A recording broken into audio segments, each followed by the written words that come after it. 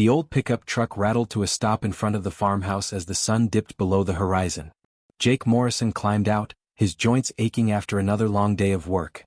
He was 53 years old, and every year seemed to add another pain to his body. The farm wasn't much, just a small house and a barn surrounded by fields, but it was his home. It had been quieter since his wife passed away 3 years ago. Jake grabbed the trash bag from his kitchen and walked toward the bins near the barn. The evening air was cool and crickets had already started their nightly chorus. He was thinking about heating up some leftover soup for dinner when he heard it, a soft, whimpering sound coming from behind the barn. He froze. It sounded like an animal in pain. Maybe a wounded dog or a coyote caught in something. Jake grabbed his flashlight from his belt and walked slowly around the building. What he saw made him drop the trash bag. A child lay crumpled on the ground, barely moving. But this was no human child. The small figure had pale blue skin that seemed to shimmer faintly in the twilight. Large eyes, too large for the thin face, blinked up at him with what looked like fear and desperation. The child wore torn clothing that might have once been white, now stained with dirt and what looked like dried blood. Jake's heart pounded. He had seen aliens on television before. Everyone knew they existed. A few had visited Earth, though they rarely bothered with small towns like his. But he had never expected to find one dying in his backyard. The child made a weak sound, reaching one trembling hand toward him. Jake's shock gave way to something deeper, the same instinct that had made him pull over to help stranded drivers or rescue abandoned kittens. This was a child. A living being who needed help. He knelt down slowly, not wanting to frighten the small creature. "Hey, it's okay," he said softly. "I'm not going to hurt you." The child's eyes filled with tears. Up close, Jake could see how thin the little one was. The ribs showed through the torn shirt and the arms were like twigs. This child was starving. "All right, let's get you inside," Jake whispered. He carefully scooped the child into his arms. The little body weighed almost nothing, lighter than a bag of grain. The child didn't resist, simply curling against his chest with a small, grateful sound. Jake carried the child into his house and laid them gently on the couch. He grabbed blankets and wrapped them around the shivering form. Then he rushed to the kitchen. Food. The child needed food. He heated up his vegetable soup and buttered some bread.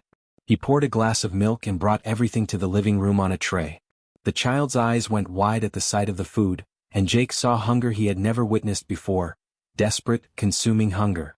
"Slow down," he said gently as the child grabbed the bread with both hands and started eating frantically.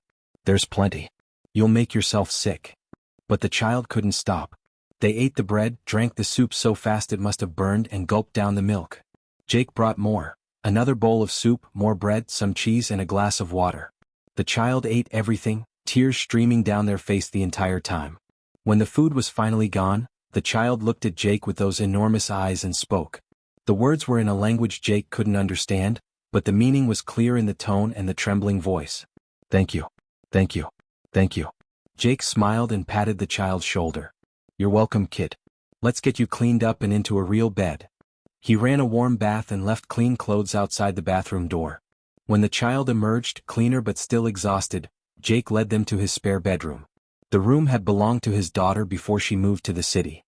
It still had the old bed with the quilt his wife had made. The child climbed into bed and was asleep within seconds.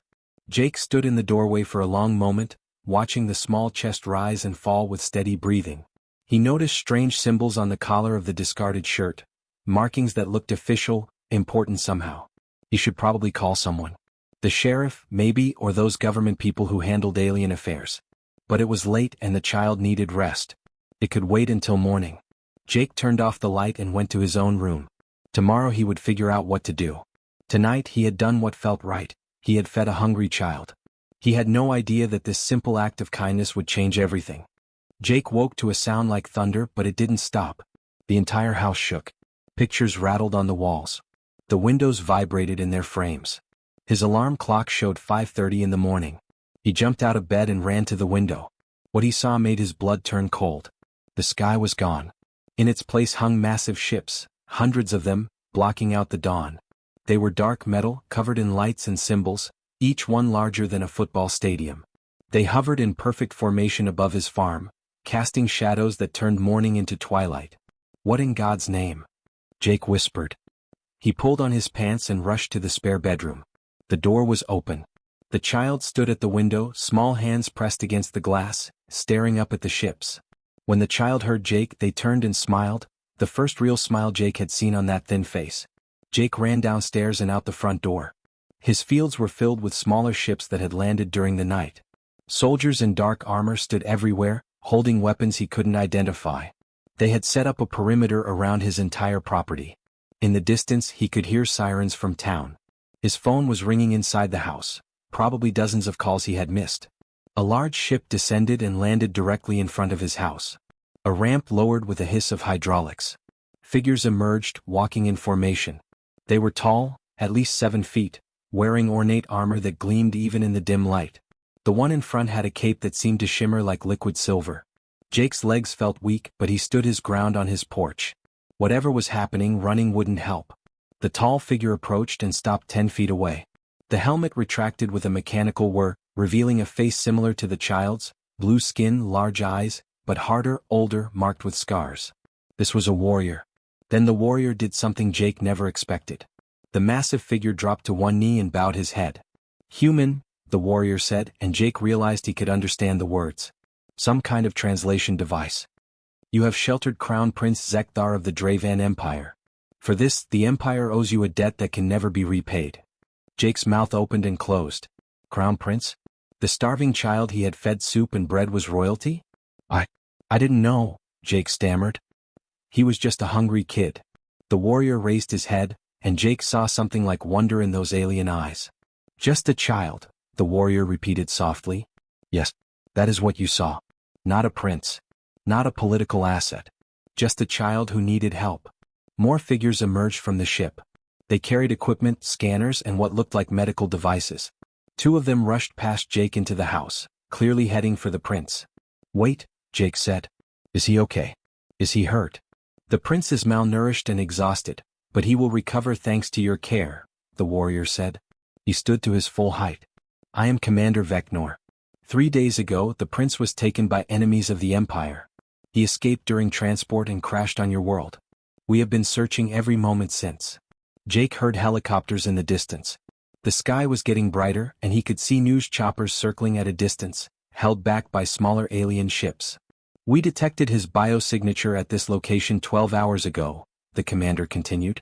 "But our scans showed he was safe, resting, his vital signs improving. So we waited until morning. We did not want to disturb his sleep. 300 warships had waited through the night because a child was sleeping." Jake didn't know what to think about that. The commander touched a device on his wrist. "The Emperor wishes to speak with you. He is en route from the home world, but he wanted me to convey his personal gratitude. You saved his only son." Jake looked at his simple farmhouse, at the alien soldiers standing in his cornfield, at the massive ships overhead. His mind raced with 1,000 questions. "I just gave him soup," Jake said weakly. "You gave him kindness when he had nothing," the commander replied. "You asked for nothing in return. You saw a being in need and helped." The alien's expression changed, something like respect crossing his features. "This is not common in the galaxy. The Dravan Empire remembers its debts, human. Your world, your people, your life, all are now under our eternal protection."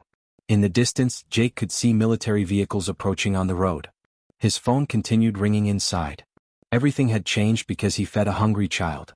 2 hours later, Jake found himself standing inside the flagship, surrounded by technology he couldn't begin to understand. The walls seemed to glow with soft light. Holographic displays floated in the air showing star maps and data he couldn't read. Everything was massive, built for beings much larger than humans. Commander Vecnor walked beside him through corridors filled with soldiers who stopped and bowed as they passed. Jake felt ridiculous in his old flannel shirt and work boots, but no one had given him time to change. "The prince asked for you," Vecnor said.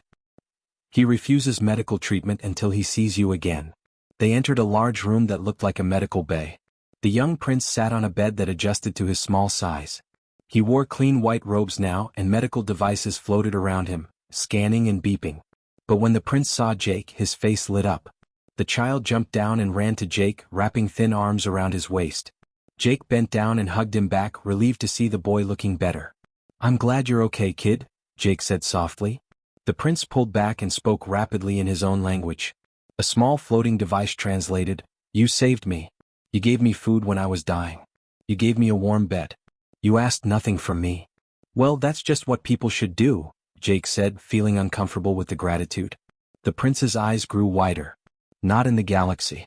Most beings would have seen opportunity. They would have sold me to enemies or demanded ransom. You saw only a hungry child. A new hologram appeared in the center of the room and Jake stepped back in shock. The figure was enormous, even as a projection, a being who looked like an older version of the prince but with a presence that filled the space. He wore armor covered in jewels and carried himself like someone used to commanding worlds. Human Jake Morrison, the figure said, and the translation came through a deep, resonant voice. I am Emperor Thaxor. You have returned my son to me. Jake didn't know if he should bow or salute or what. He settled for a respectful nod. Your Majesty. I'm just glad the boy is safe. The Emperor was quiet for a long moment. When he spoke again, his voice was thick with emotion. For 3 days I sent every ship, every soldier, every resource to find him. I would have burned worlds to ash to get him back. And you simply fed him soup. He was hungry, Jake said simply. Yes. The Emperor's image moved closer. My advisors tell me I should reward you. They suggest wealth beyond measure. Technology that would advance your world by centuries. A planet of your own to rule. Name anything human and it is yours. Jake thought about his small farm, his quiet life. He thought about his wife and how she would have done the same thing he did. I don't want any of that, sir. I just did what was right. The silence that followed was profound. Even the medical devices seemed to stop beeping. The Emperor stared at Jake as if seeing something he had never encountered before. You refuse? The Emperor asked quietly. I don't need payment for being decent, Jake said. I'm just happy the boy is safe and going home to his family. Commander Vector made a sound like a sharp intake of breath. The prince was smiling, tears running down his blue cheeks. The Emperor closed his eyes for a moment. When he opened them, Jake saw something like wonder there. Then I declare this, Jake Morrison of Earth. Your world is now under the eternal protection of the Dravan Empire. Any who threaten your people threaten us. Any who harm your world will face our full might. This protection cannot be bought, cannot be negotiated away, and will last as long as the Empire stands. Wait, Jake said, suddenly understanding the magnitude of what was happening. I didn't ask for that either. No, the Emperor agreed. But you showed my son that mercy and kindness still exist in this dark galaxy. You remind me of what we fight to protect. Earth has earned this through your actions, whether you sought it or not. Through the flagship's windows, Jake could see government vehicles surrounding the area. Military jets flew overhead. The news helicopters had multiplied. His simple act of feeding a child had just changed the fate of the entire human race. 3 weeks had passed since that morning, and Jake's life had become unrecognizable. His small farm was now surrounded by a permanent Dravan outpost. Sleek alien structures stood in his backfields, housing soldiers and equipment. A shimmering barrier protected the entire property from unwanted visitors, though that didn't stop the reporters who camped outside every day with cameras and questions. Jake sat on his porch, drinking coffee and watching the sunrise. Even that simple pleasure felt different now. A Dravan guard stood nearby, watching the perimeter. The soldier nodded respectfully at Jake, who still felt awkward about being protected like some kind of dignitary. His phone buzzed for the 100th time that morning. Government officials, military advisors, corporate executives, everyone wanted a piece of him. Everyone wanted to use his connection to the Dravan Empire for their own gain. He ignored the call and took another sip of coffee. A transport ship descended in his driveway, and Jake smiled despite everything. The ramp lowered and Prince Zekthar rushed out, followed by his guards. The boy visited twice a week now, always bringing gifts that Jake politely refused and always asking for the same thing. Jake, the prince called, running up the porch steps. Can we make bread again today? Sure, kid, Jake said, standing up. Let's head inside. They had just entered the kitchen when alarms blared from the Dravan outpost. Commander Vecnor's voice came through a speaker Jake didn't know he had. Take cover. Hostile ships incoming. Jake grabbed the prince and pulled him down behind the kitchen counter. Through the window he saw streaks of light cutting through the sky. Explosions erupted around the property as the Dravan shields absorbed incoming fire. They found me, the prince whispered, his voice shaking. The ones who took me before. They want revenge. The attack lasted less than 2 minutes. Jake heard the thunder of Dravan weapons firing back. The house shook but the shields held. Then silence fell, broken only by small fires burning in the fields. Commander Vector entered the house moments later, his armor scorched but intact. The threat is eliminated. 6 hostile ships. All destroyed. No survivors. Jake felt sick. People had just died trying to kill him because he fed a hungry child. This is my fault, the prince said quietly, tears in his eyes. I brought danger to you. Jake pulled the boy into a hug. No. This is the fault of bad people doing bad things. You didn't do anything wrong. But that night, alone in his room, Jake wondered how long he could live like this.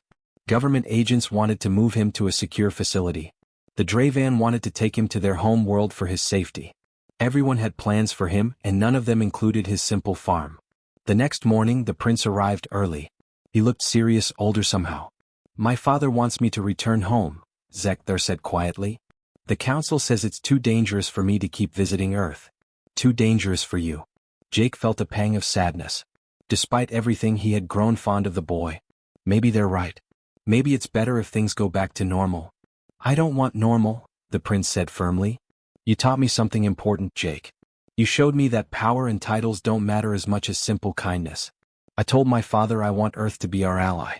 Not because of resources or military advantage, but because humanity has something the rest of the galaxy forgot. What's that? Jake asked. Compassion without expecting anything in return. The prince stood straighter. My father is sending ambassadors. Real ones.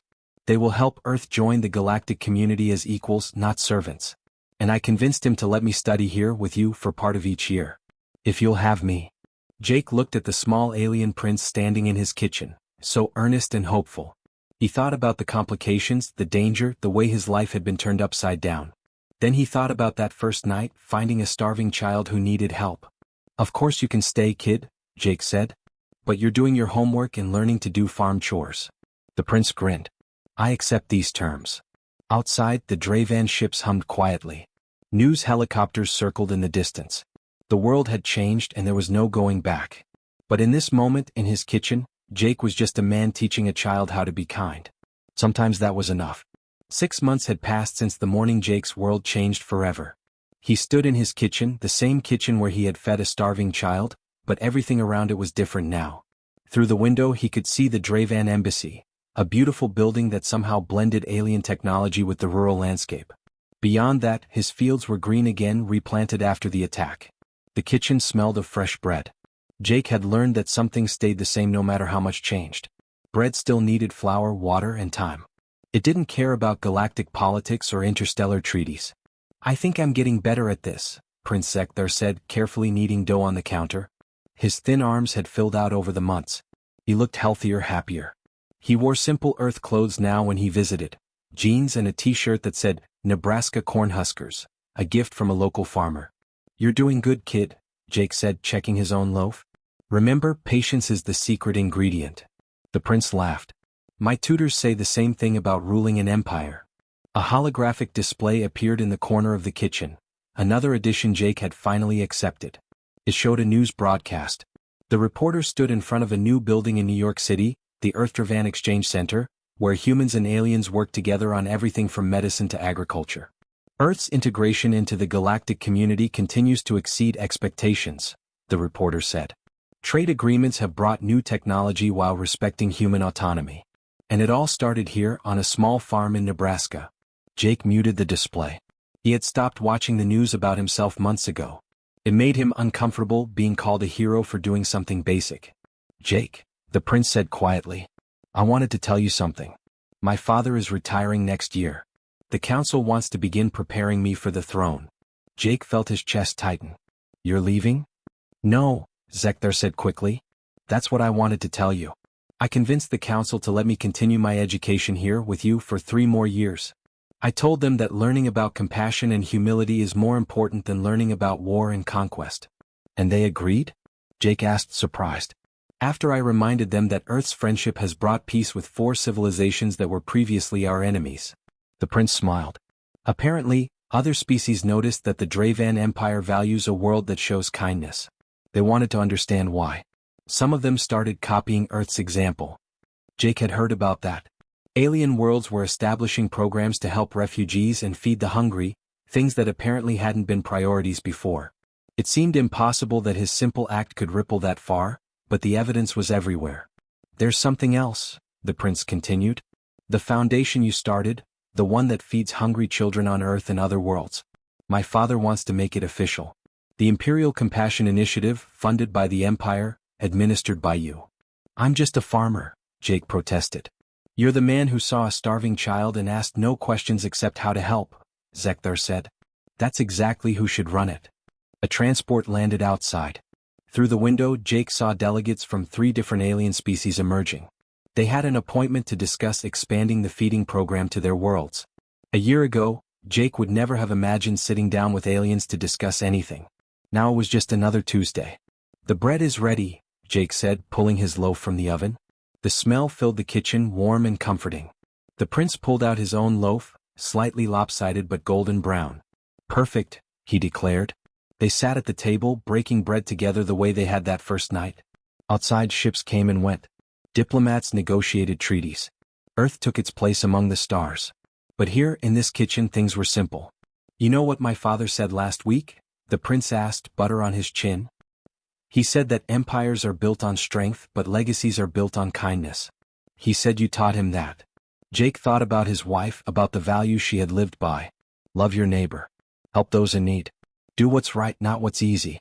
Your father is a smart man, Jake said. He wants to meet you in person next month. He's coming to Earth. I'll make soup, Jake said simply. The prince laughed and it was the sound of pure joy. In that moment, Jake realized something important. He hadn't just saved one child that night. He had reminded an entire empire, and eventually a galaxy, that kindness mattered. That seeing someone in need and helping them, expecting nothing in return, was the most powerful thing anyone could do. His farm was now a symbol. Not of human military might or technological achievement, but of simple decency. And somehow that meant more.